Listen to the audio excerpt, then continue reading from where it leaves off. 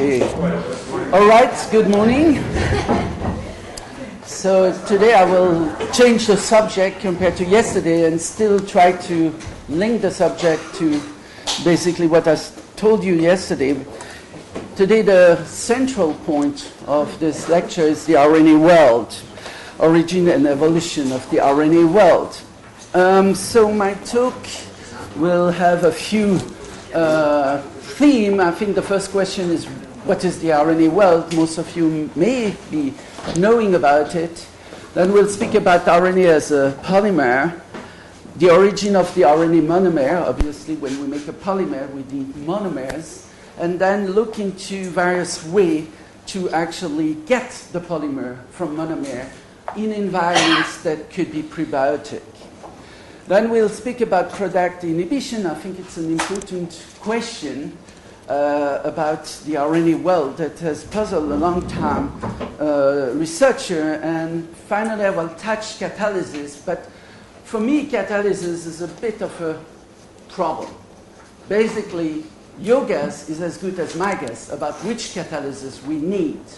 So I'll pick out a few examples that are interesting in a general sense of how to get catalysis, how to get a function, and what it means to have a function, and what are the problems of making a functional RNA. And then I will finish with the big question that has always interested me and is starting to be handled by a colleague of mine, which is this idea of a standalone RNA world. Is it realistic or not? And you can directly know that, in my view, it's not. But let's be open-minded in this case. So the RNA world is basically, here we have a very forward definition, so I will try to get out the important things, is the fact that very early on when researchers in the field of origin of Earth realized the complexity of biochemistry, which is about the 50s, beginning of the 60s, they realized that we had a problem.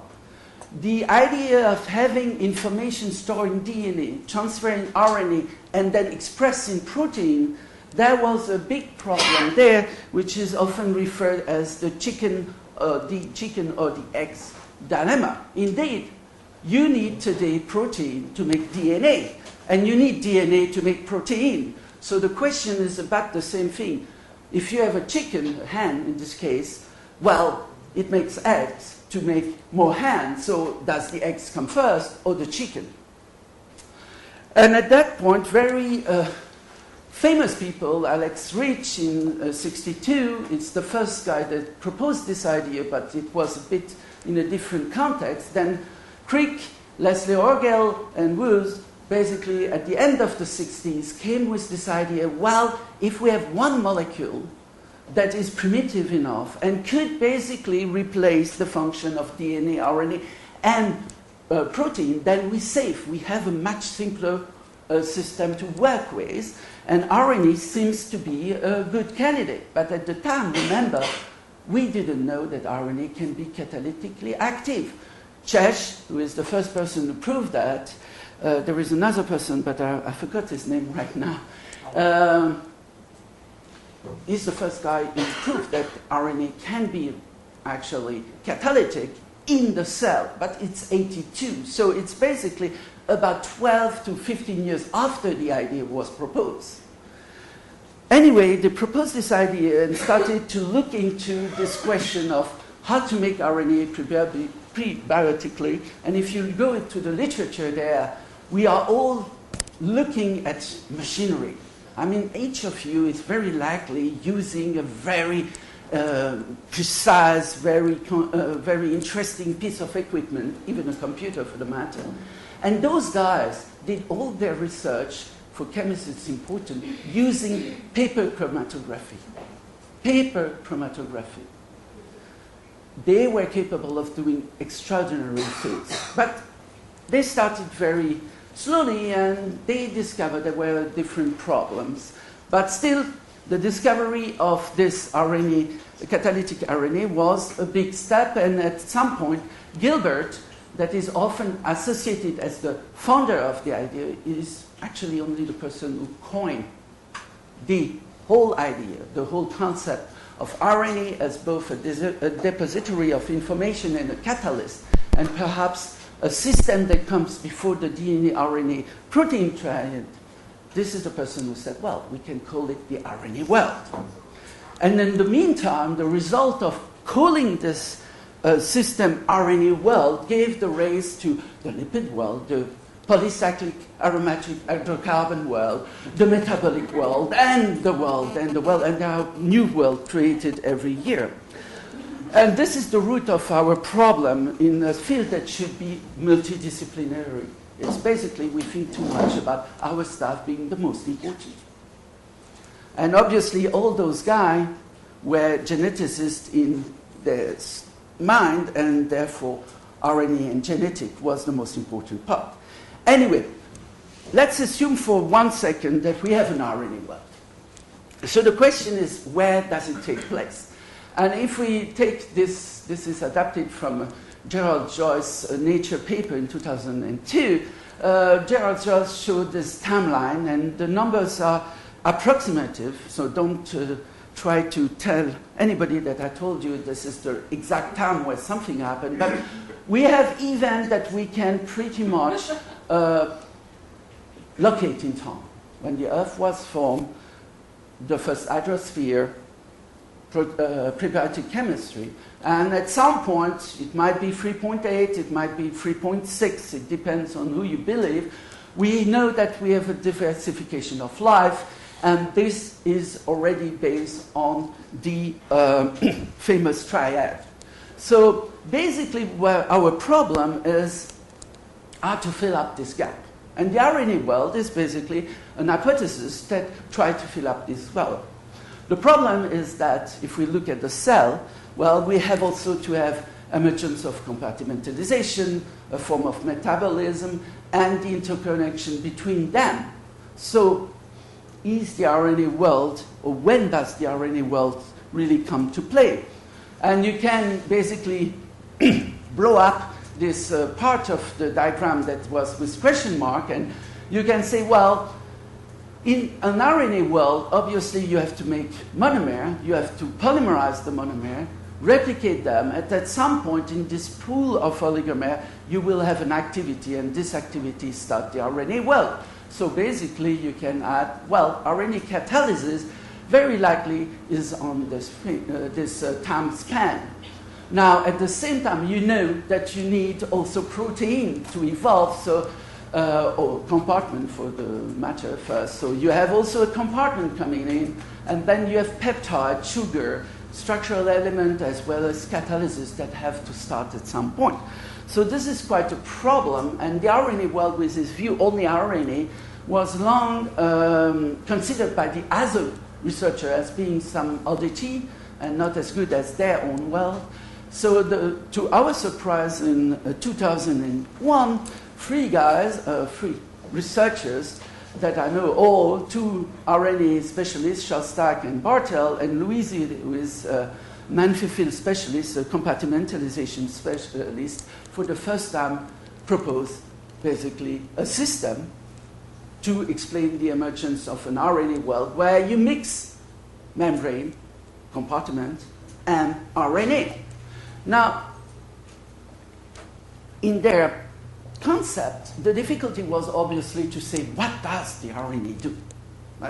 To have a system that is called an RNA protocell, you have to think about function. And the function of the reaction chamber is clear. It's to isolate an RNA that would be having a specific activity, and the first activity they thought is a replicase activity. So basically, an RNA that can make more of RNA. Then it's good, you have an RNA making more of an RNA, but it's not very interesting. So what is the next possible function? And they surmise, well, the next possible function should link basically the our container with the activity inside. So they call it basically a linking function. Could be basically an acylating RNA, so that form amphiphil. Could be an RNA that interacts with the bilayer and form complex that force division of this compartment, nobody really knows. But let's for 1 second assume this is a good idea, and let's continue. So, RNA are polymer. So I just want to remind everybody what a polymer is. So this is a monomer activated. In this case, it looks like that. And basically, a polymer is from the Greek polis and meros, part. So it's a large molecule composed of repeating structural units that are linked by covalent bond. So basically, it's something like that, where we link through the phosphodiester bond each of our monomeric unit. Now, the interesting thing is to reflect about that is basically we're not just interested in the polymer. We're interested in the function of polymer. So one thing we have to realize is if you decide that activity of RNA is linked to a certain length, let's say 50 mer, and you start calculating what it means to make every single sequence that is possible, every single permutation of the monomer in your sequence, it means that you have 4 to the 50th sequences, which is 10 to the 30th possible sequences. Now, calculate the weight of this whole bunch of RNA. Well, it's 2 to the 10 to the 34 gram, which means that you need to make RNA in such an amount that the mass is bigger than the Earth mass. Little problem there. But still, so let's look into why this polymeric identity is so important. Is basically that we have monomer sequences, so we have already our polymer, and basically RNA will fold. And we have what we call secondary structure motif, tertiary structure motif, and then it folds in 3 dimensions. So this is a conformation, and this conformation will basically define whether or not an active RNA sequence is truly active. So if you want, you sure have seen those things if you read a bit the literature. So we tend to present RNA sequence like that and compare them. So these are sequences of various ribosomes. And now, in those sequences, basically by base pairing, we will start forming various secondary structure motifs. So these are basically structure motif. The secondary, it's between 2 strands of RNA, usually based on base pairing. We'll come back to base pairing in a moment. And then you have tertiary motifs that are basically those structures you have already formed that will start interacting further. So for example, an hairpin-hairpin interaction, or what we call a triple base system, where you have here the usual base pairing and then a third base pair interacting. And that leads to the fact that all those structures can fold, usually in the presence of metal ion, into a 3-dimensional system. In this case, this is an hairpin ribosome. You see the hairpin here. And so that is where you have your activity. So basically, not only you have to form sequences that have the right length, but you have, in the absolute, to form the right sequences. Because otherwise, you cannot test all the sequences on Earth. So this is an important thing to think about if we have a 50 mer. So what are the challenges? Well, first we have to build up those building blocks, and they are quite complex. We'll come back to it in a moment in detail. Then you have to figure out a way to actually polymerize those building blocks and get polymer, RNA polymer. Here I'm thinking both in terms of making a random RNA, but also being able to copy it, because one catalyst, even if it's a good catalyst, has a lifetime. And over time, a good catalyst, and we see it in living system today, they have to be replaced. They degrade over time. And that's exactly the same thing. And here, obviously, we have to already ask the question, what is the relation between the length of the things we want to construct and their function? How short can be a functional RNA? And right now the record is, I think, 5 MERS. It's basically an acylating RNA by the group of Yarus. It's basically an RNA that can replace tRNA, can load itself with an amino acid, 5 nucleotides. And then, in the absolute, is the question, which function do you want to have? So obviously, in this schematic or this concept of Shostak and co-worker or collaborator or colleague, well, the RNA replication is central. But RNA replication can be done in various ways. You can ligate small oligomer together, or you can polymerize monomer as the biochemistry does it today. So basically, you add one nucleotide at a time. The other thing is you take small chunk of RNA and ligate them. You could have also activity that relate to other building block of a protocell, or regulate basically a primitive metabolism of function. Now, I made this differentiation between ligation and polymerization as there is a question of complexity. And for me, for example, the activity of a ligase is more probable as an early system than a polymerase activity. The polymerase activity is basically us looking at the cell and saying it works like that in the cell, so we have to have the same functionality or the same process in an early, not yet living system, a protocell.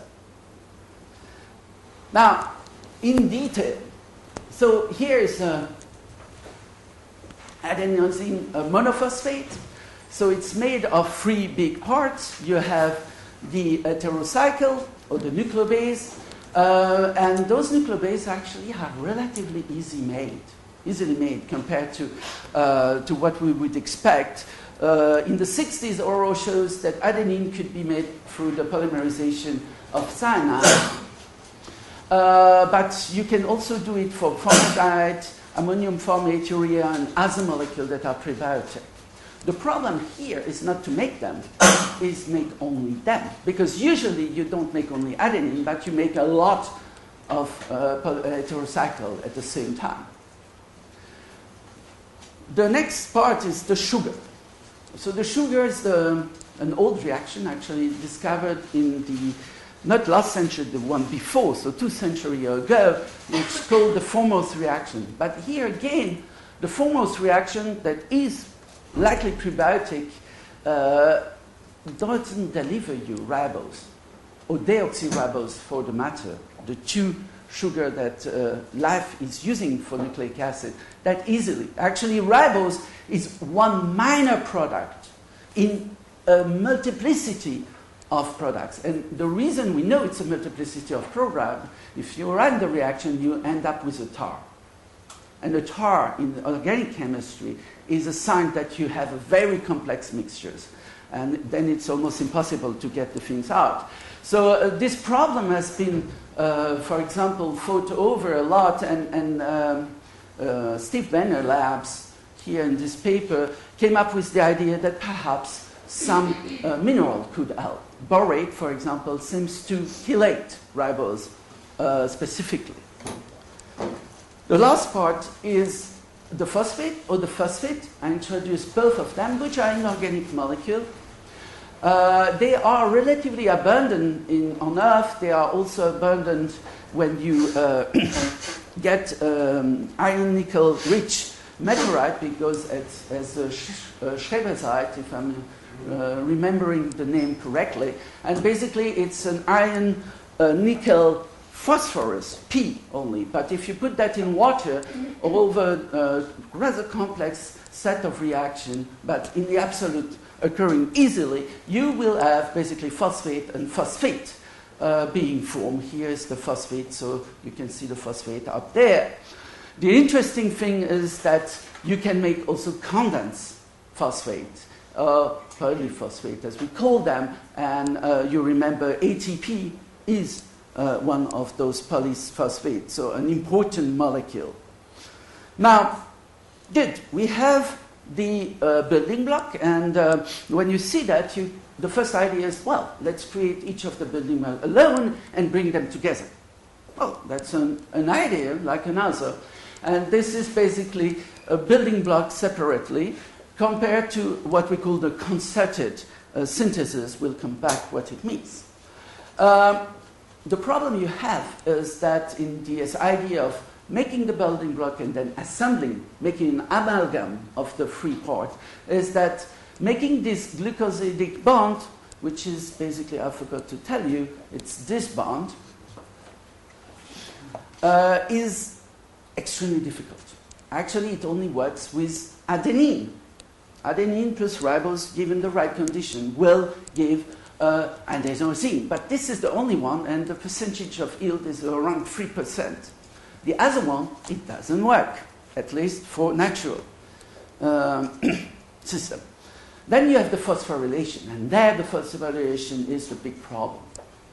You are incapable in aqueous solution to phosphorylate the nucleoside, so basically the sugar nucleobase molecule. So that led to the idea that was first formulated by Orgel, if I'm correctly remembering, of a concerted synthesis. And Orgel thought that if you are able to preform the sugar here in a reactive manner, you should be able to build an RNA. And, well, we heard it yesterday from George, basically Sutherland with Poner. Today Poner has his own lab, Matthew, were able to show that you can indeed make cysteine and uridine with a reaction that is quite complex. And I agree completely about the remark that George made yesterday, that a stepwise addition on the early Earth is something that remains to be proven. So the question is, yes, we have a route, and that's important. We know it's in principle possible, but is it a route that is compatible with the condition prevalent at the origin of life? So all those problems led to people thinking, RNA might be actually the product of an evolution, an optimization. So it might be preceded by a pre-RNA world, with the idea that those monomers in the pre-RNA world will be easy to make. And I won't go into detail because you can change the base, you can change the phosphate, you can change the sugar. I will just show you the sugar idea. Here, when we think about that, the first things you have to think about is actually that at some point, whatever pre-RNA molecule and polymer you use, it needs to be compatible with RNA. Because at some point, RNA take over. We know it. RNA is here. The pre-RNA world is not. So that's an important thing. And Eschenmoser, so an organic chemist, did a lot of study about sugars. So in his view, the phosphate sugar nucleobase was important, had to be kept, but you could play with the form of sugar you have. Here RNA, then we have here various variations of this RNA, and he did a huge study over the years to show, well, which of those RNA, pre-RNA system is capable of, for example, base pairing with itself, and then capable of base pairing with RNA, the two important steps.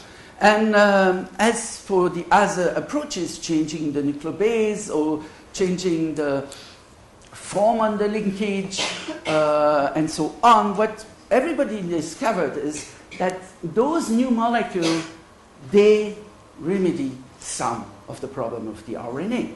They are easier to make, but they are bad hydrogen bonding system.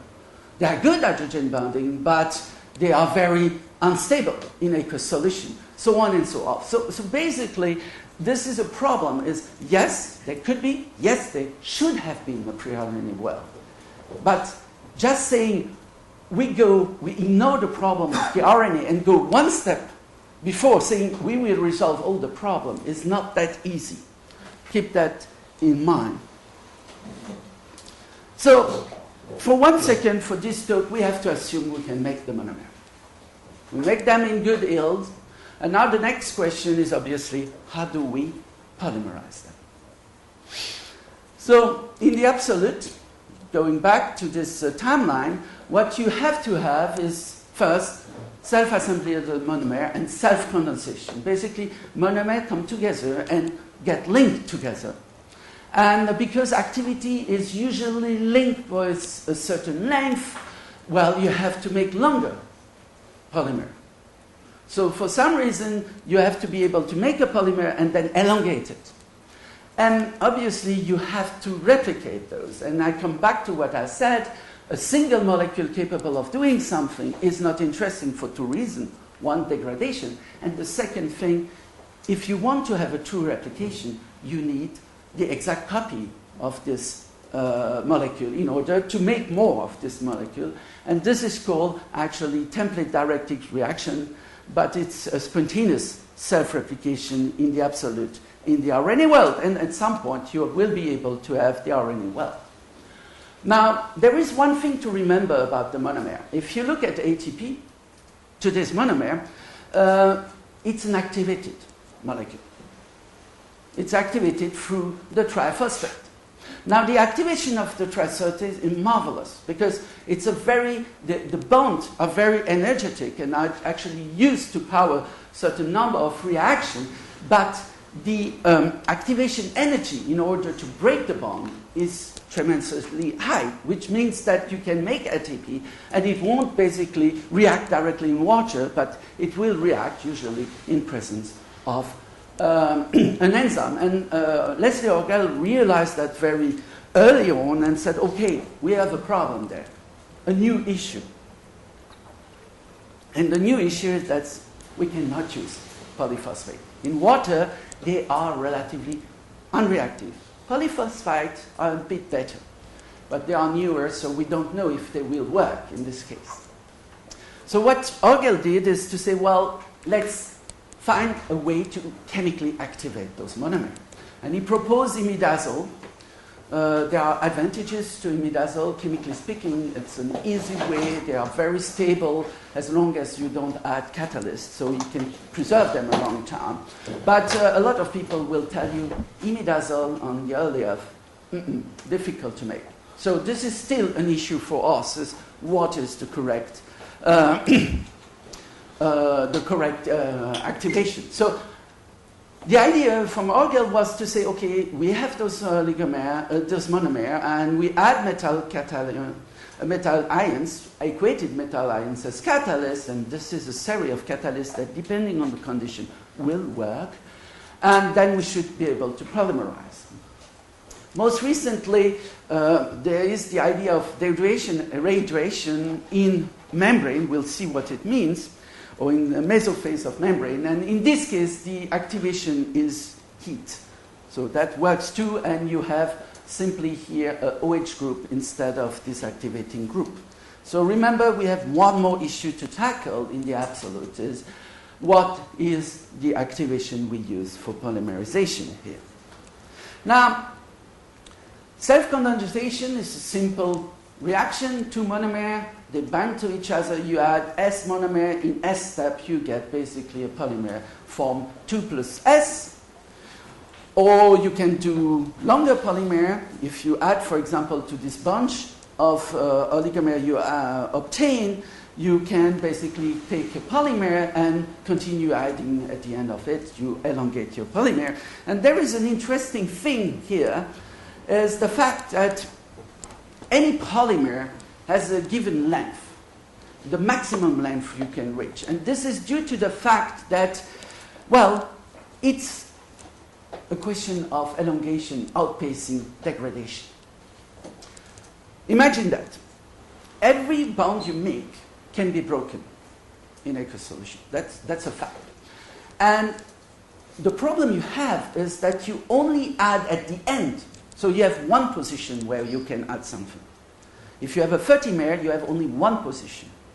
But you have 29 bonds, phosphodiester bond, that can be broken. So at some point in your system, degradation will outpace elongation. So basically you might continue to elongate, but at the same time you break the polymer at various positions, and as a result, you reach the maximum length, which is, in general, around 30 to 40 meters in all the good or the working polymerization for RNA. However, and this is interesting because it relates to function, if you start having what we call structures, oligomers, like airplanes, you discover that those are actually capable of elongating further. And this is interesting because secondary functions relate to activity, so you can see that even during the polymerization, the secondary structure might be interesting to reach better or longer catalysts. And the reason is that if you have a linear polymer, basically this 2' OH group here is in line with the oxygen phosphate bond here, and you can break it. That's very simple. This is the degradation you have in water, and this is a problem. So you can say, well, you know, finally, what we could do to beat the system is to ligate oligomers, because we have oligomers, and if you consider for 1 second that we can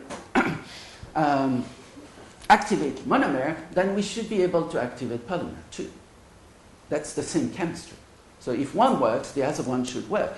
And the advantage in this case is that you start having basically oligomers interacting with each other, being ligated, and you get a much longer length of product in one step.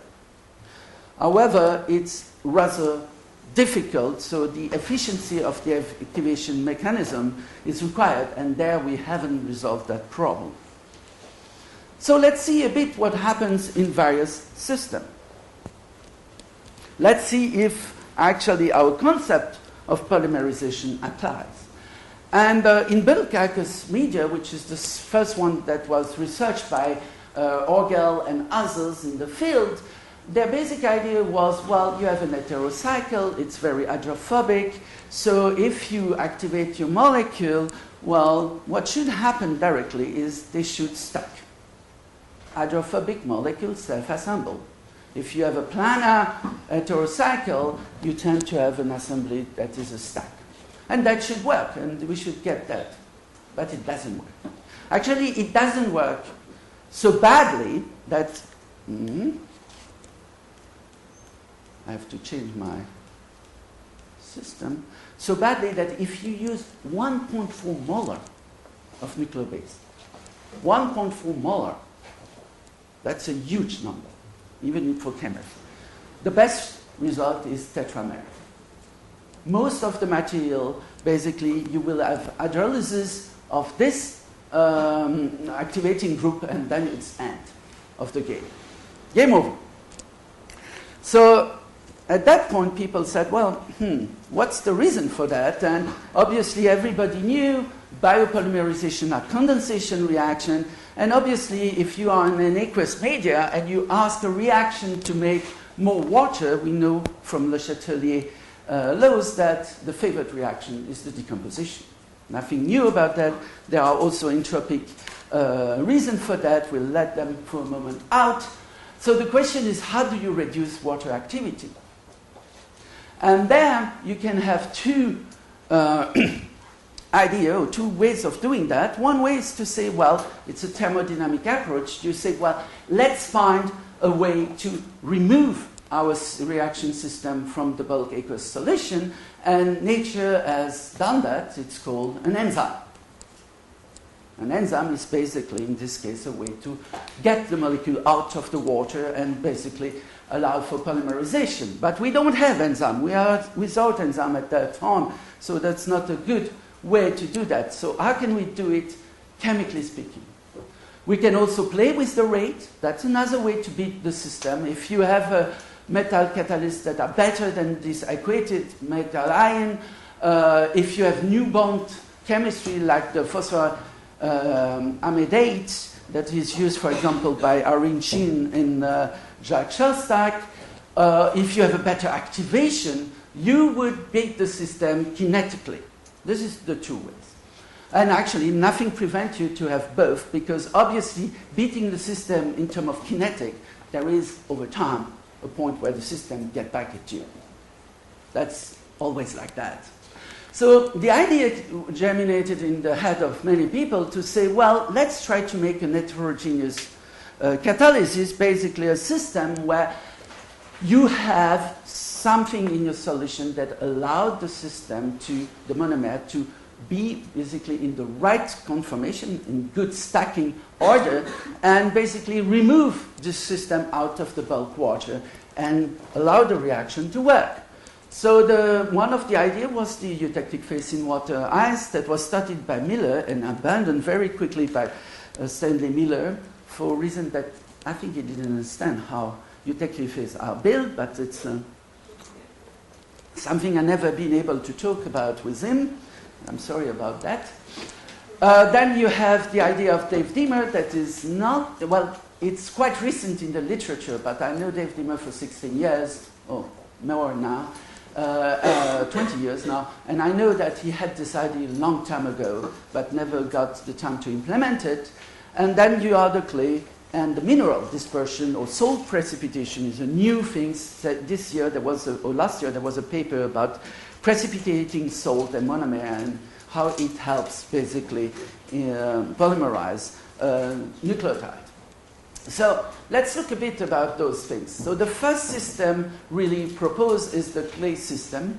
Yes, one thing, what we expect from this macro and nano environment is actually that they concentrate the solid, which is important, because by concentrating the solid, you can order the solid and facilitate polymerization, likely also due to interaction with the system structure and your reacting species. And you hope to protect basically your building block and biopolymer from hydrolysis because you remove them from the hydrolytic media called water. So the first environment, as I was saying, is basically a substrate surface in chemistry or mineral or clay surfaces. And this was proposed by Bernal in the end of the 40s, beginning of the 50s. Usually we quote this book, but there was an early paper, and his idea was basically that interaction with mineral of those monomers would lead to their polymerization, because in a sense, if the molecule absorb on the surface, they are away from the bulk water. And then if the surface allow for catalysis, then you have there the possibility of polymerizing. And a lot of surfaces, mineral surfaces, have been looked upon. Perhaps those who have been looked upon the most carefully are the Monomer in the Night by Jim Ferris and Leslie Orgel. But this is interesting, and here you have a monomer and basically the interesting thing is basically it's a mineral where you have layers of mineral with in between water layers, and basically both the surface, the size, and very likely the interlayer of water could be the place where polymerization occurs. How does it occur, or how does the system work? It's not clear yet, but there are two hypotheses. One is that you have a direct absorption of the monomer and oligomer onto the mineral, even in the interior of the mineral. The other one is basically because you use metal ion that you have a bridging. Basically, the metal ion bridge create a bridge between the surface and the monomer. The result is that actually polymerization goes. And actually, one reason why it goes is that the oligomer tend to stack to the surface, have a lower K dissociation than monomers. So basically, you have the time to elongate them. And if you make gel out of that, using this activated monomer, you see it's an adenosine, methyladenosine activation group this time, you can clearly see that you are forming things that are going in the length of 40 to 50. However, you need concentration of 50 to 100 millimolar of monomer to have an efficient polymerization. But it works with lower concentration, that's important. You have also, we have also realized, I mean, Ferris in particular has realized that there are differences between purine and pyrimidine, and the elongation of an oligomer is working fine. However, the last nucleotide determines the rate of elongation. The eutectic phase in water ice is perhaps the things I do the most, so that's why I love it. It's another idea that's come out of the simple observation that if you take an aqueous solution and you freeze it below its depressed freezing point, but above what we call the eutectic point, which is the point where everything freezes solid, so nothing happens, what you'll get is ice crystal being formed, and during their formation, because these are crystals, they are crystals made out of pure water, every solute that is present in this starting solution is being basically up concentrating between the ice crystal. If you look at SEM, this is a light microscopy picture. If you have SEM, you can also see the ice crystals, and in between you have those brine, and those brine are still liquid. So you are doing still chemistry in a liquid environment. The difference is that you have surfaces to interact with, and basically water is no more a bulk water system. And the interesting thing, just to show that, is that if we compare with bulk polymerization, as I said, 1.4 molar monomer, nothing happened. If you go to 0.005 millimolar to about 5 millimolar, you have efficient polymerization, as we will see in a moment. The interesting thing about that is actually that I don't know if the system is plausible on the early Earth. I don't know, frankly. Possibly, possibly not. If you listen to people who are interested in the state of the early Earth, some will say, yes, yes, it's possible. Others will say, no, no, it's too hot. But the fact that NASA started exploring space with the idea of looking for places where life might be. And among their main targets in our solar system are what we call icy worlds, like Europa, Enceladus, Galileo, all those, Gallipid, pardon me, all those systems have ice and water. And the interesting thing, if we look at, for example, Europa, the actual hypothesis is that you have a hard core that is metallic, then you have a warm mineral mantle, you have an ocean, 10 kilometer, 100 kilometer, it depends who you believe. And then on top, obviously, we are in contact with space, temperature is 4 Kelvin, so you have frozen ice. But if you have that, you have a gradient, a temperature gradient. And if you have a temperature gradient, somewhere you will have a system or the condition to create a eutectic phase. That's a fact. How big it is, whether or not it's active and can be used under those conditions, this is something we don't know, but we know at least that the environment exists. So if you look at that, the interesting thing is you take your monomer, you take some metal ion, you freeze the system, and you'll wait a number of days. It's a slow reaction. And after up to 30 days, in this case, I think it's 30 days reaction, what you do is when you do a gel, you see suddenly that you have product. And I mean, you have a lot of product going for mixtures up to about 22 mer at that time. Now we are a bit further along the line, but it's anecdoted per se. If you take only one monomer like IMPU, you can clearly see the +1, +2, +3, +4, so you can see this ladder that is usually seen when you polymerize RNA.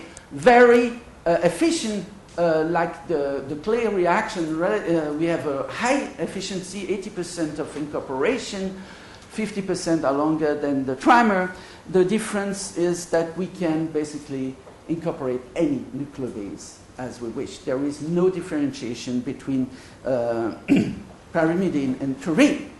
So this is good.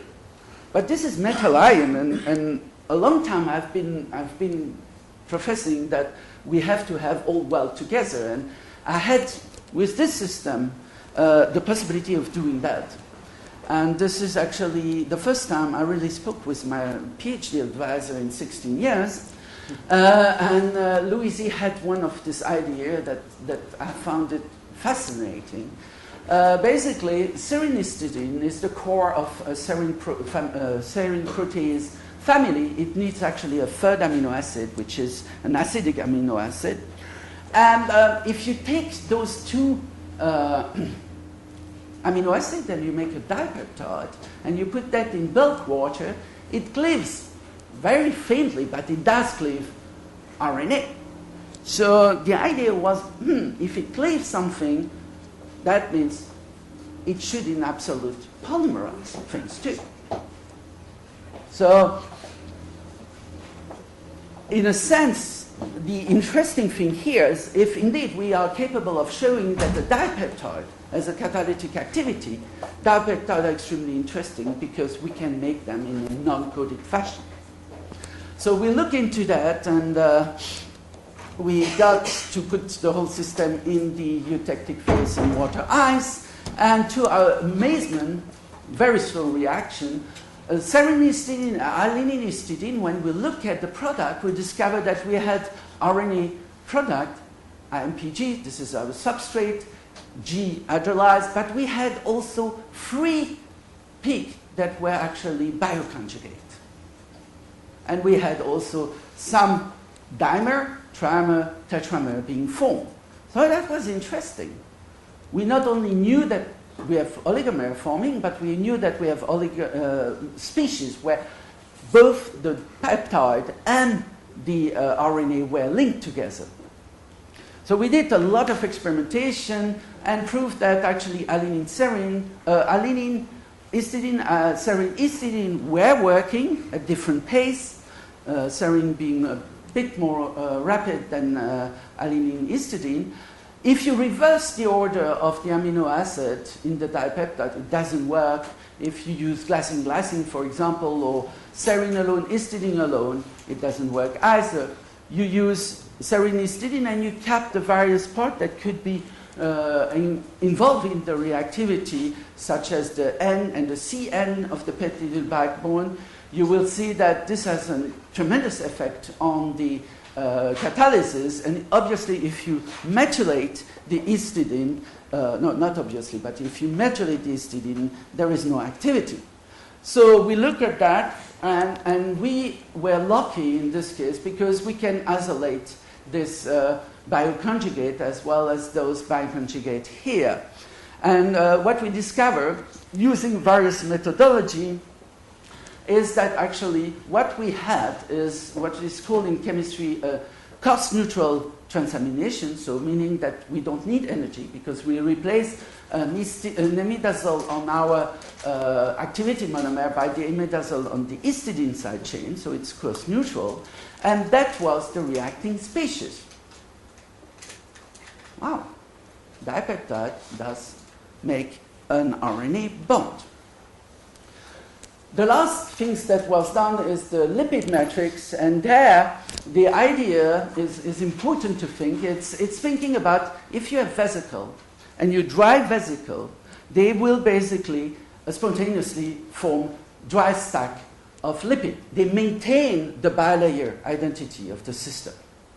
And if you have in between those vesicles some monomer, this time simply the nucleotide monophosphate, then those will basically get squeezed between the architecture. And Dave Diemer thought, well, you know, that's great. You are in a water-poor environment. You are organizing very likely your monomer, so it should react.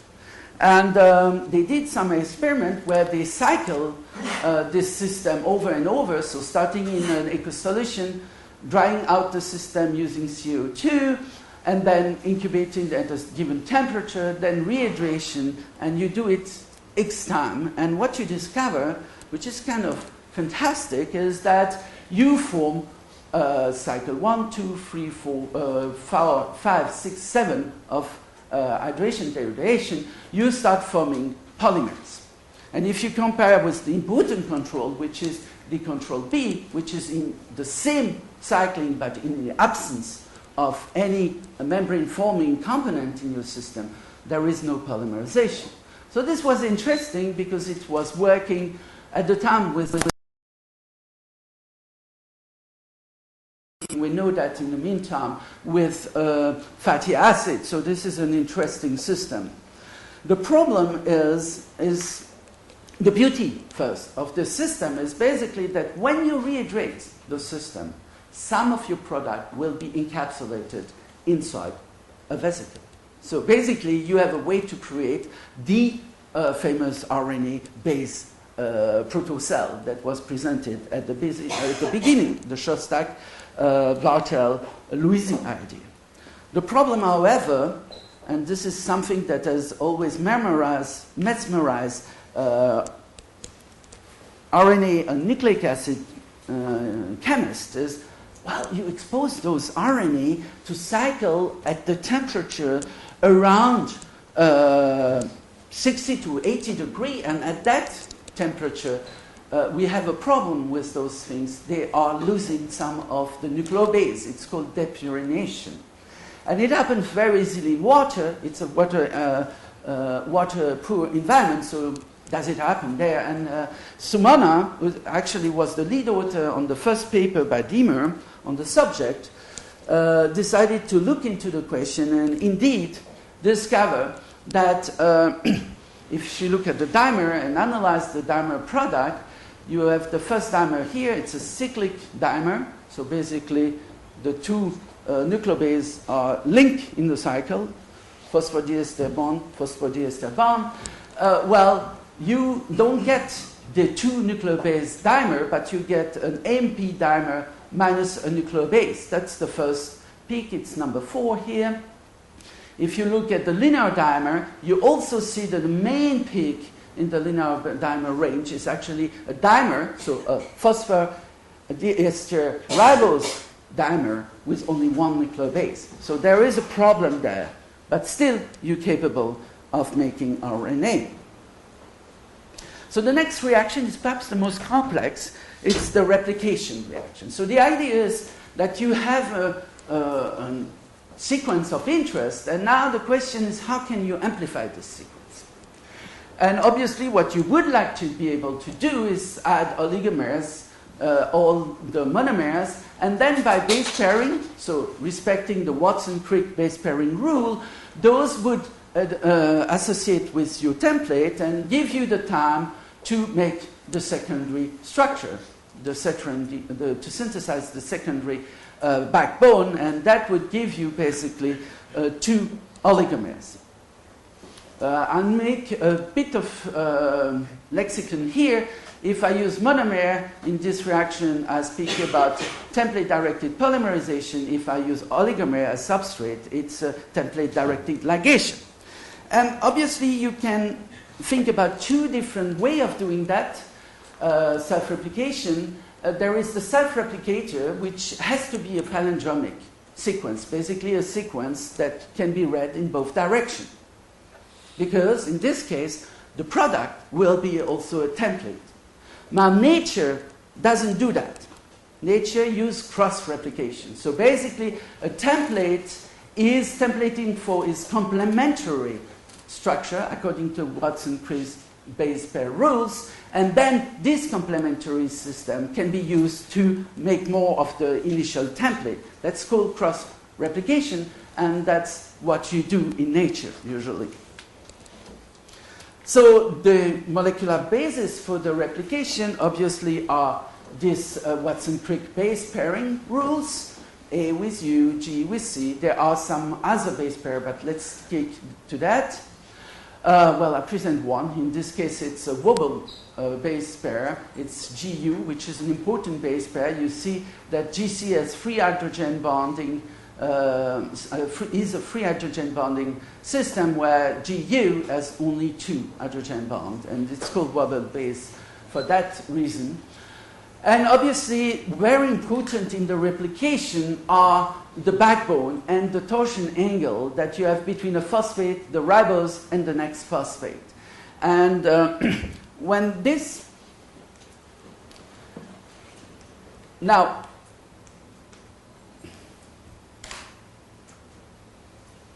another thing that is important is base pairing is not absolute. It's temperature dependent. It's sequence dependent. So basically, depending on the content on G, depending on the length of the 2 oligomers that have to interact, that interaction will be possible at a temperature that is below what we call the melting temperature, or Tm. If you are above Tm, the two oligomers will separate. So if you try to run this reaction, so multiple monomer template, and you hope to get something like that, Leslie Orgel and Gerald Joyce proved very quickly that actually the template has to have at least 60% of C.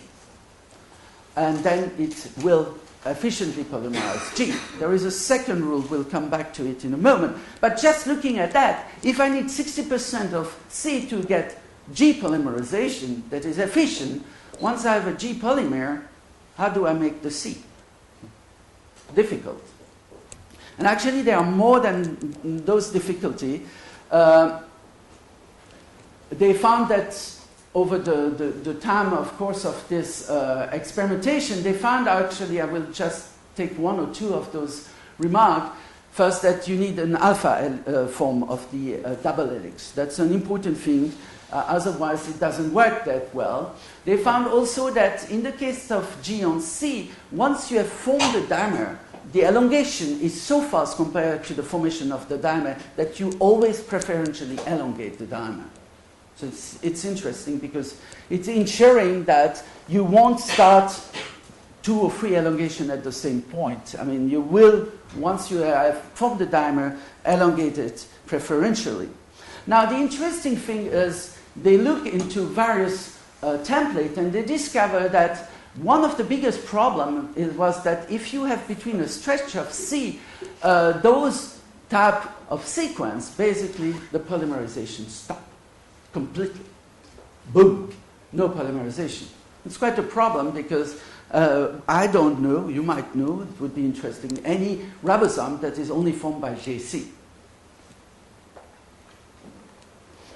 Now, and the last things that I was discussing yesterday, but I think is interesting, we always think about Watson-Crick base pairing being so important. And actually, what is important when you do those type of reaction is the stacking interaction.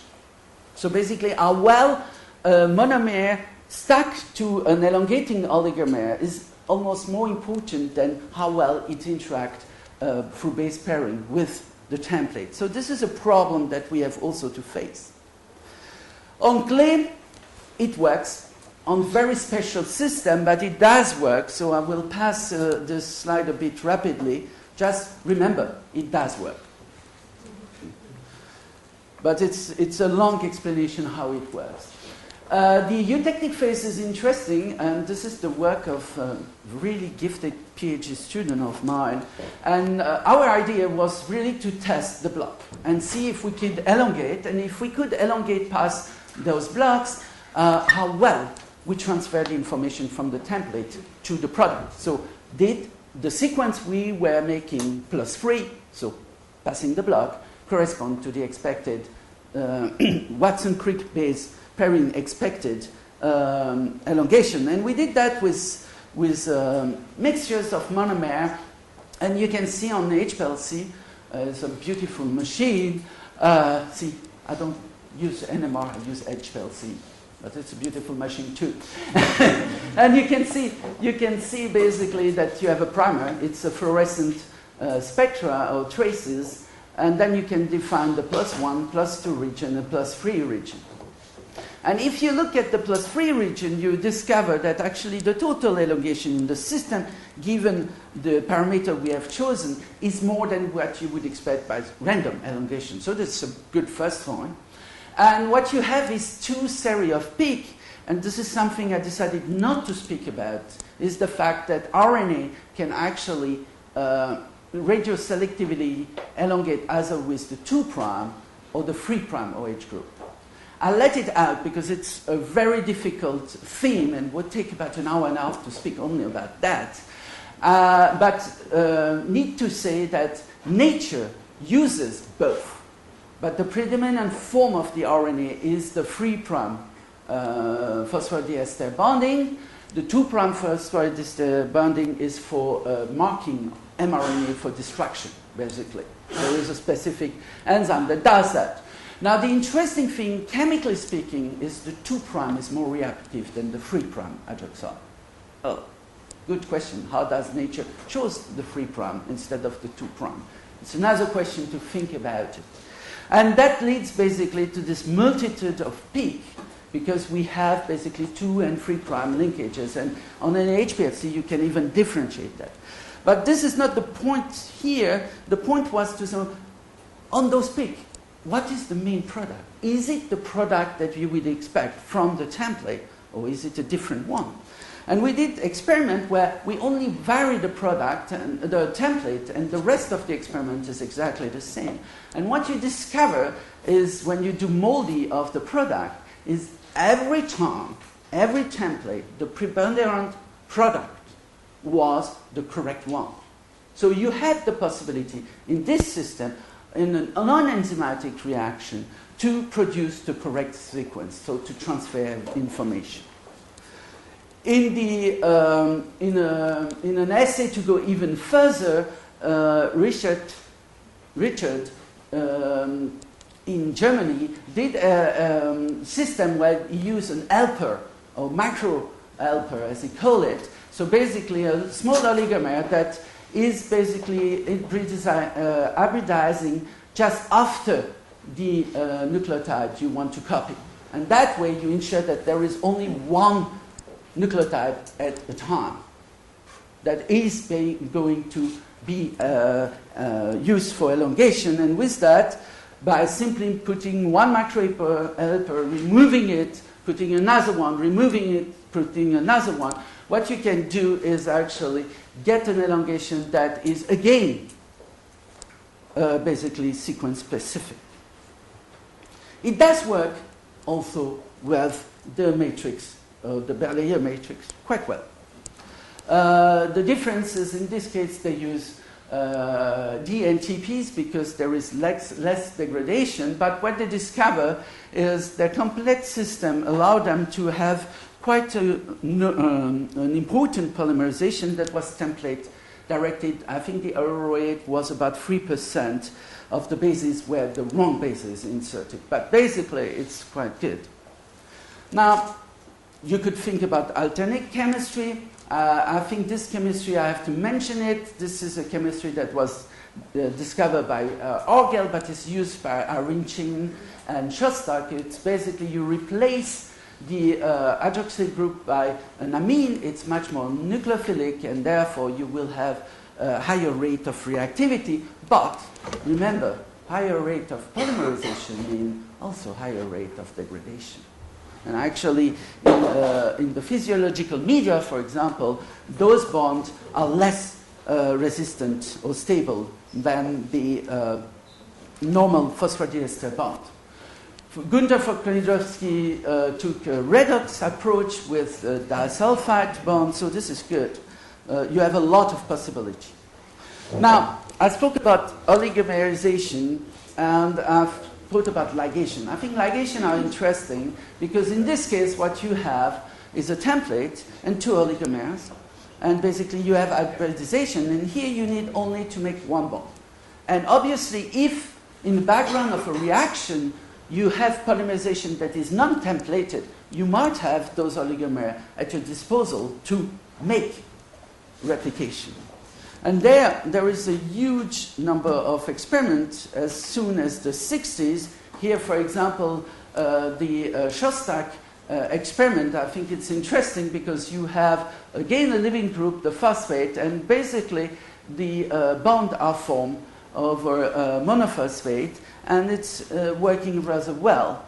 Now, the problem we have is if you want to have a true replication, you expect rate or an amplification of your material that follow basically an exponential growth loop. Well, 1 give 2, 2 give 4, 4 give 8, 8 give 16, so you see the point. Now, the fact of the matter is in most of this experiment we have a parabolic growth. And that was a question that was puzzling people until Günther came with a good explanation and perhaps a way to resolve it easily. is the fact that if you have two oligomers, they will interact with a template, and they do that at a certain temperature, the Tm of the lowest Tm of the two oligomers. So you are in this situation that you can make a bond, and now you have basically your product. And then your product will basically separate, or should separate, at a higher Tm. And you can calculate those and discover that indeed, in this example, you have a 28 and 32 temperature is 28 or 32, the melting temperature, pardon me, is 28 or 32, but the one of the product is 61. So your problem is the following. As long you have two situations. You have the situation where your oligomer, this is the ideal situation, concentration is much higher than your template and is much, much, much higher than your product. You don't have any product to begin with.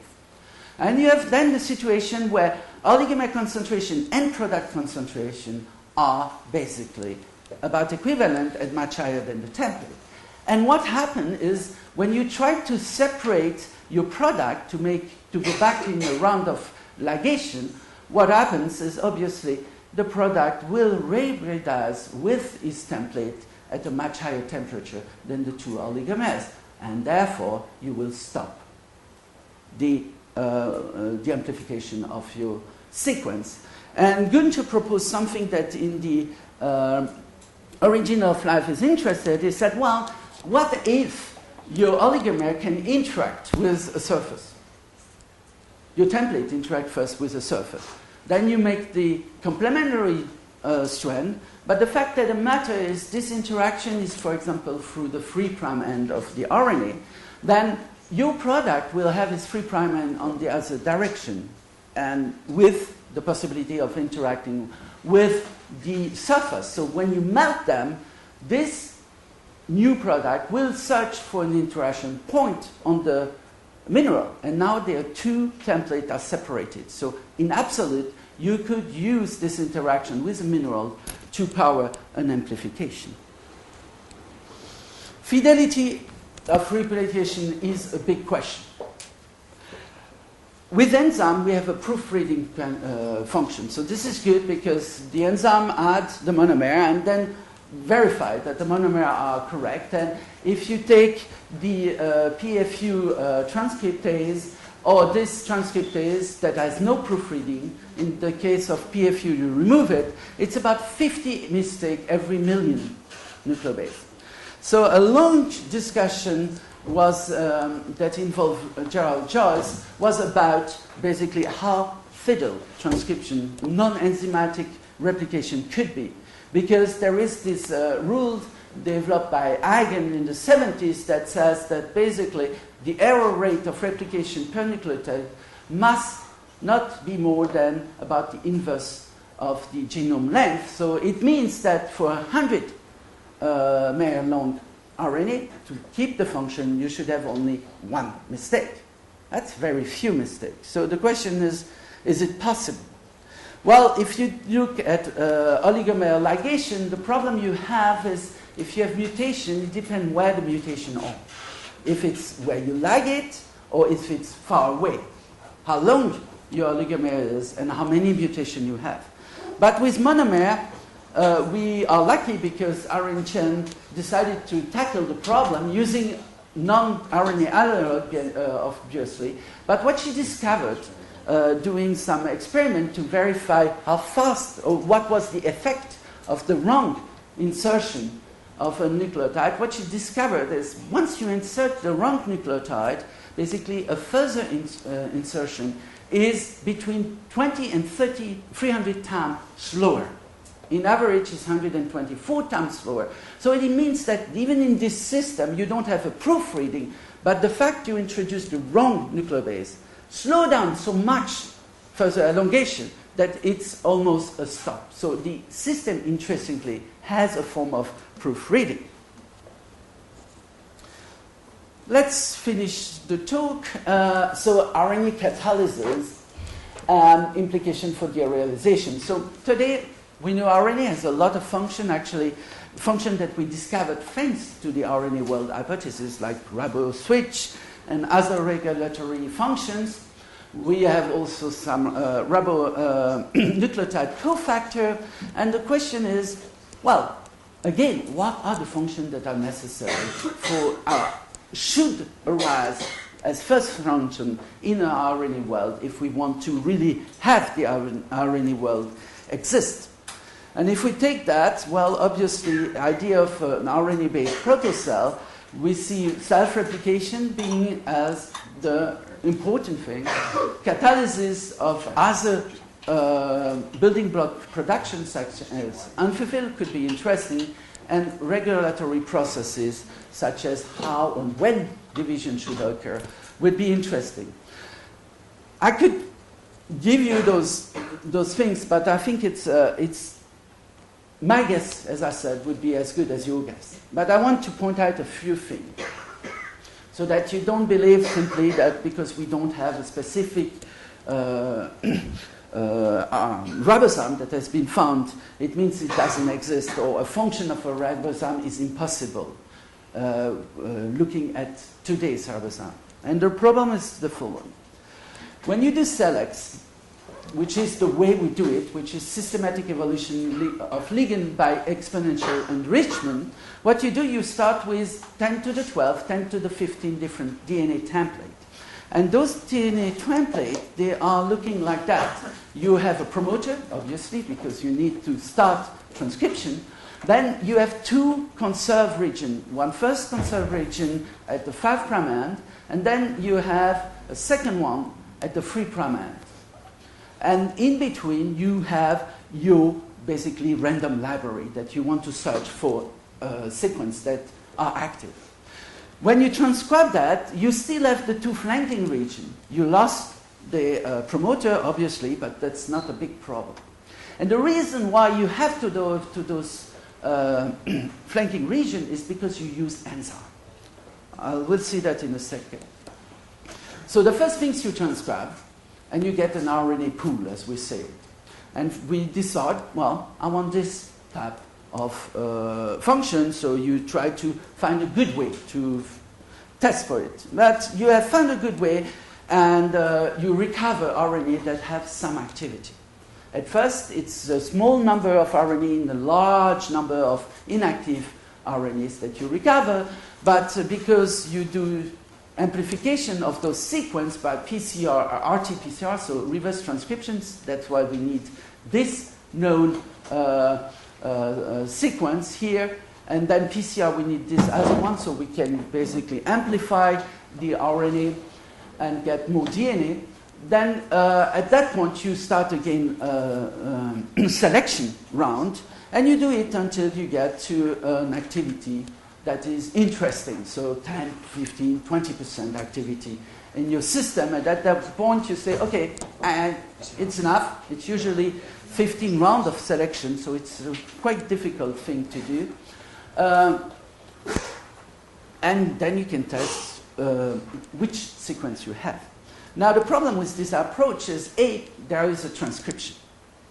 And the transcription, when you transcribe, and there are molecular biologists that very likely do that every day, transcription is finicky. So some template will transcribe well, others won't. Now, if you have 10 to the 15 template together, you are born to have a few templates that don't elongate well, for reasons such as making a secondary structure in the RNA and other things like that. And the problem is those sequences, you don't remove them. They are still there. So they may interact with a good RNA you are interested in. The RNA that would do the things you want perfectly basically disappear from your screening because it was interacting with the fragment of RNA from another completely useless RNA. The fact that you have recognition parts that are important for the enzymatic amplification of your system, those parts are not simply staying idle. They interact with the rest of the RNA. So usually what you get is an RNA that has those two flanking regions that are important for catalysis, because either they help folding the RNA or they might even be the RNA the active site of your RNA. So this is a problem.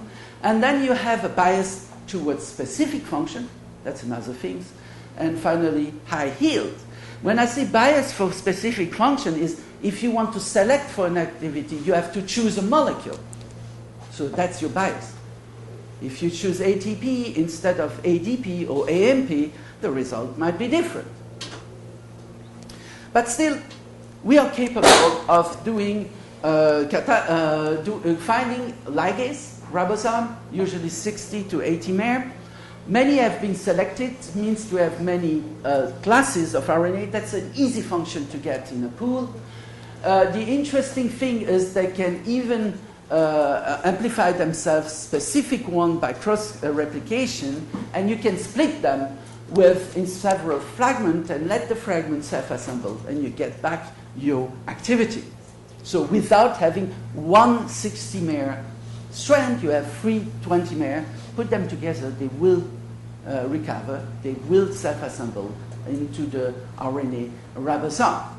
Now we have a polymerase, so basically one of those systems that add one nucleotide at a time. We have only one class. It's about 200 nucleotides long, so we speak you have 3 times longer. And it's replicable since 2011 in the isotectic, basically James Atwater from the Holliger lab proved that it's possible. The problem is, until a month ago, was that 200 mers, you have seen we can get 30, 50 mers in length. That was a bit long, but they have managed, a new postdoc has managed to actually recreate by self-assembly of fragment that was not longer than 30 mer, the polymerase with some activity. So this is interesting.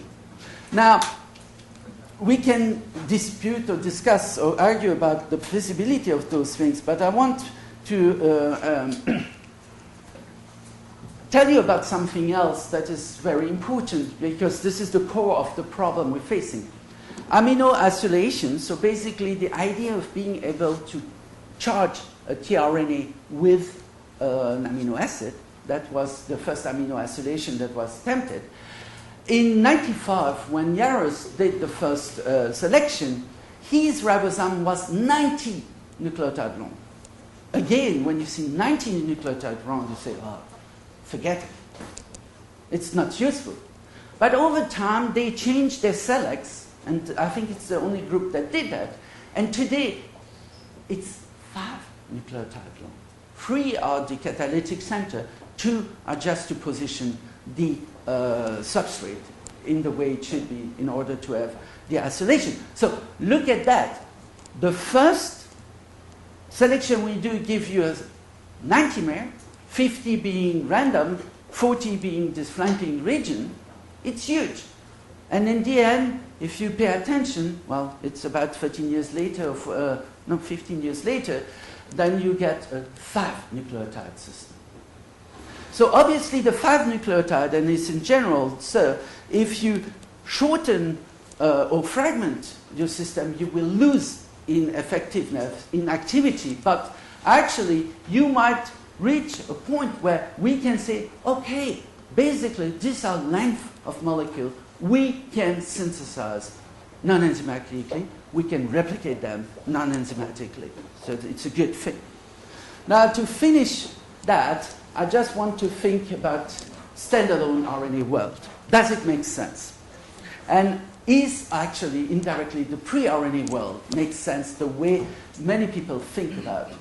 Leslie Orgel and Giles Ross, who spent most of their life doing RNA chemistry, or their late life for Leslie Orgel, 40 years or something, ended up in 2004 writing a paper, a review, where he says a molecular biologist's dream, an optimistic scenario for the origin of the RNA world. So basically saying, I see a lot of problem. And I agree with him. There is a lot of problem. But if you look at the alternative, the pre-RNA world, there are a lot of problems too. Most importantly is this idea of the takeover. If you have a good system, an excellent system, why do you change everything at once? That goes against evolutionary continuity, that you change it one step at a time. Makes sense. And recently, Ram proposed from the Scripps Institute in La Jolla, wrote this paper and proposed an idea that many people have spoken about, saying, well, you know, basically we might be wrong in the way we approach the problem. We know we'll have a lot of molecules produced, a lot of molecules that look like RNA, that might bind with RNA monomer. So why not think about a system where we have these mixtures, they start polymerizing, and then due to poor self-sorting, we have a self-sorting system, basically, because, for example, they are not stable. They don't hybridize well, and so on. And over time, basically, we gain homogeneity and land in an RNA world. That's an interesting idea. But I would add something else, and Ram also presented it, is we know today that nucleobase, for example, can bind on lipid valley, accumulate in lipid valley, for example. I've shown you a dipeptide that catalyzed the formation of phosphor-diester bond. The mesophase of amphiphil mesophase, so those lipid stuck, also help the polymerization of RNA. So maybe we have looked into the problem in the wrong way. Maybe what we should say is we have a prebiotic inventory of molecules. Those molecules all together will co-evolve. And at some point, you get, through this co-evolution, basically peptide, RNA, saccharide, lipid, and so on. But the difficulty here, it means that you have, as a chemist at least, you have to work with such a mess. I don't want to be the PhD student doing that. Although I would love to see that done. So I thank you for your attention. And if you have any question, please feel free.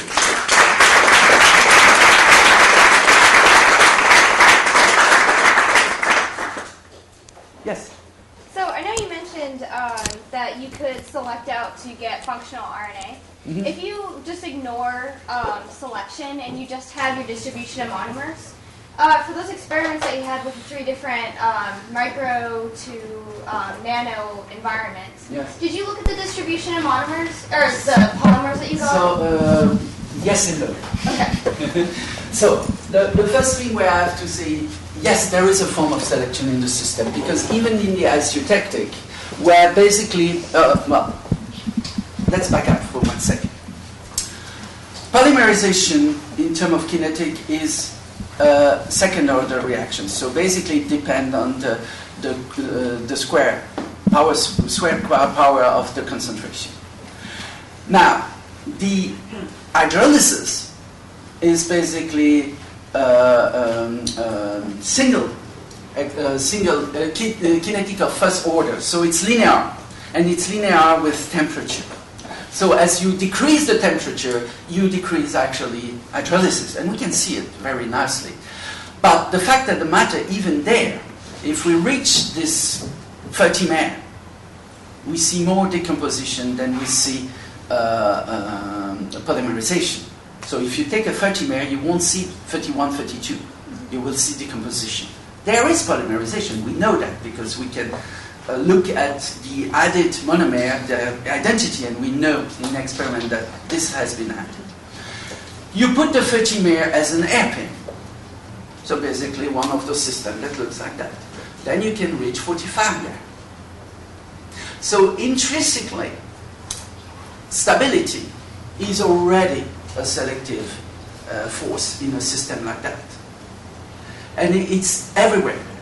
I mean, the interesting thing of the template polymerization in the lipid matrix, there was a C that was in red. I didn't have the time to go on to it, but if you look carefully, there is a C in red. So let me, if my computer plays with me.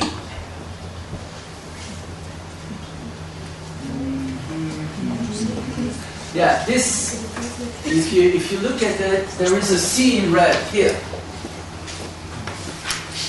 This is in red because if I present that to another audience, I will speak about the funny thing that this C is the preferred start for replication.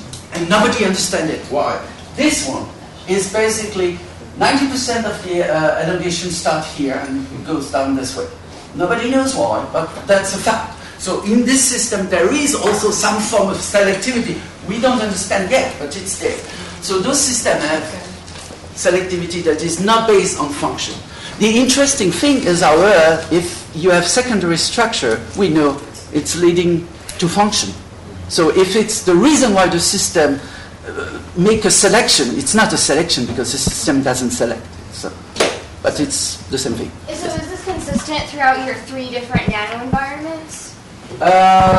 We don't know for the mineral because the mineral has been, this is a series of experiments. It's so difficult to get data out of it that people have abandoned this idea of trying it.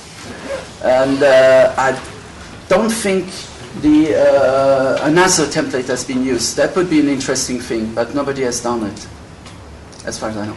Yes? So in biology, there's this debate about sort of units of selection. Right? Yes. So people wonder, are the genes the unit of selection, or is it groups or whatever? And as you mentioned, in a lot of these sort of RNA template scenarios, you get sub-exponential growth, you get parabolic growth, and you can show that that doesn't lead to strictly Darwinian evolution if you have sub-exponential growth. So is it possible that maybe this focus on RNA templates is just us focusing on perhaps a wrong unit of selection, and that we need to consider a sort of broader system in order to understand how an RNA world may have evolved? That's a good question. If I had an answer, I would be very happy. But I would start, my answer is the following. And it's the same thing for the lipid, basically. I'm basing more and more, or less and less on the molecule identity and more on the functional identity. Because the functional identity, I think, will define the transitions and the selection process. You can or cannot do. And in a sense, that's, for me, becoming the point I'm interested in, is what is the function. That sort of can run into issues with evolutionary continuity, but with punctuated equilibrium, perhaps evolutionary continuity is not as big of a deal. And so, I think there was a big discussion at some point, and I don't know how it finished because I haven't paid attention to that, is to wonder if Darwinian evolution made any sense at that level. And what do you think, John? Well, the debate always comes back to the Spiegelman experiment with the virus Q beta, which is an RNA virus. And so when you grow RNA virus in vitro in a test tube, and you add all the components that it needs, it doesn't get more complex. It sheds all the genes except those necessary just for replication. So the idea then is that from Q beta, what would actually drive complexity in the RNA world? If you have all the components to make RNA, why should it become more complex? And so that's the paradox that that the evolutionary people actually talk about. So we need a very different way to move forward in the RNA world. That my view is that the RNA world cannot go forward without protein, without peptides. It's not going to happen. It's so much easier to make amino acids. It's so much easier to make peptides. And what you get out of that is you start selecting not only for the code, the anticodes, etc. You end up with a sort of a complex matrix. And I think that's where the RNA world is going right now. The other thing is that RNA, as you said, it just beautifully, it loves to fold. Mm-hmm. And it folds in ways that make it irrelevant to get the kind of complexity we need to move forward to life. So in order to actually control that folding, the peptides can also play a huge role in that. So as I said, I love hearing these debates whenever I go to an origin of life thing, but I think it's how to move forward with the RNA world. I think everybody accepts RNA came before DNA. I think the biggest problem we have is basically, even if we were to show today experiment that show RNA should be first, it doesn't mean it's applying to the origin of life, because we don't know the condition. And if we had this chance to have a time machine, and George can go back and sample out the world there, and sample out not at one point, but all around the world, and we come back with this knowledge, and we say, okay, we know all the components, we know all the things. It still doesn't mean we would end up with the same chemistry. Perhaps we would have a different life form, which would be extremely interesting. If we get the same chemistry, then there is a question down there that is fascinating. And it's really interesting, the contingent versus determinism in terms of how those early stages prior to selection, or evolutionary selection, really occurred. And you can go back to some of the stuff that Shelley Copley and with Morowitz and that has done, showing that the relationship between amino acids and nucleotide bases is actually determinative. And so you are actually going to have some component of it that is actually predictable and very determinative. But how to move forward when we know that there's 200 amino acids or so, and there's multiple nucleotide bases? Where did that selection come for the 20 amino acids and the 5 nucleotide bases? Why? The question we might ask is more not why. I could answer as a chemist, well, making all of them and have them in standby is a problem for a cell. If a cell is suddenly to make 20 nucleobase and have a standby concentration, then it's much more work. So that this reduction in complexity may come from a question of survival. If you have to make 200 amino acid, even if you can do more nice protein and catalysis, you still have to make 200 amino acid, and that would complex how much more complex the metabolism pathway would be. You get some amino acids that are involved in the catalysis of nucleotide bases, and that relationship between that catalysis fits what we actually have in the triplet code. We actually have that relationship. So if we take a code that's, let's say, a doublet code initially, so we really cut it down to a much more minimal code, it makes a lot of sense concerning what amino acids can catalyze what bases and come up with, let's say, a really, a more ancient system. But I think the point is for RNA world to move forward, it has to be involved with peptides and amino acids. I just don't think it can go forward without that. Otherwise, we have a bunch of wonderfully folded, beautifully tertiary structure RNAs going all over the place, replicating anywhere from 50 to 90 mirrors and doing all sorts of wonderful things except evolving and becoming life. So I think, we need a paradigm shift regarding that. Well, I think yesterday somebody said at the table, the RNA world is dead, long live the new RNA world. And in a sense, this is a paradigm change that we have to have. I mean, and perhaps abandon this idea of world. Because in the end, we have one world, it's called Earth, and the rest doesn't matter. Yeah, I'd just like to add, I feel the same way, that it just from the standpoint of getting to nucleotides to begin with, you're going to have synthesized everything else under the sun in that system, right? So why you would then choose to phase separate and go off at your own, it's insanity. So everything has to be coupled to everything in a hyper-complex way. And this is why we're going to hand this problem off to theoretical physicists to solve. Well, I think it's important because we do need a model. We need to constrain all of these people, myself included, and George, and Pierre, and everybody needs to be constrained because we can move in so many directions so broadly, but we need a model. We need some theory to actually build on. I like the conversation, but there are still students with questions, so let's leave them. Yes. So without your fancy time machine, if you had to guess, which environment would be most likely or most favorable for creating the first RNA? An environment that on has Earth? the source of chemicals, that has the possibility for me to create various environments, so isotopic being one, but there are other environments, so it's a quite complex thing.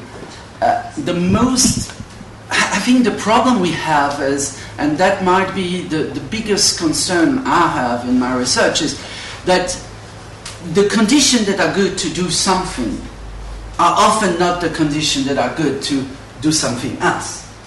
On the other hand, I'm a researcher like you are, and every 3 years I have to renew grant, and every couple of months I have to send out paper. And nature didn't have that. So in a sense, something that is amazing about the RNA world and the selection process is you select for better catalysis. And what is better catalysis is more percentage of your population being able to catalyze something at higher rate, a better interaction for heptamer with their substrate. But is it necessary in the absolute for the origin of life to basically evolve and optimize molecule? Is it not better to say, well, I got the molecule that works relatively fine, I got time, fed time, so it's sufficient. And I think our drive towards in the chemistry and biochemistry, which is a general thing, toward 100% quantitative synthesis, 100% activity, high kCa, high KD, is basically related to a complete different view of science. And does it apply to the origin of life? My answer is no. And is it going to kill certain things? My answer would be yes. And that's why I love this last idea of RAM that says basically, well, let's set the whole thing on this head and say, that's what we have to play with. Now, how can we evolve towards what we know is real and not care about fundamental question as rate, functionality in a term of optimized functionalities? As a question? One. Okay? Good? Thank you.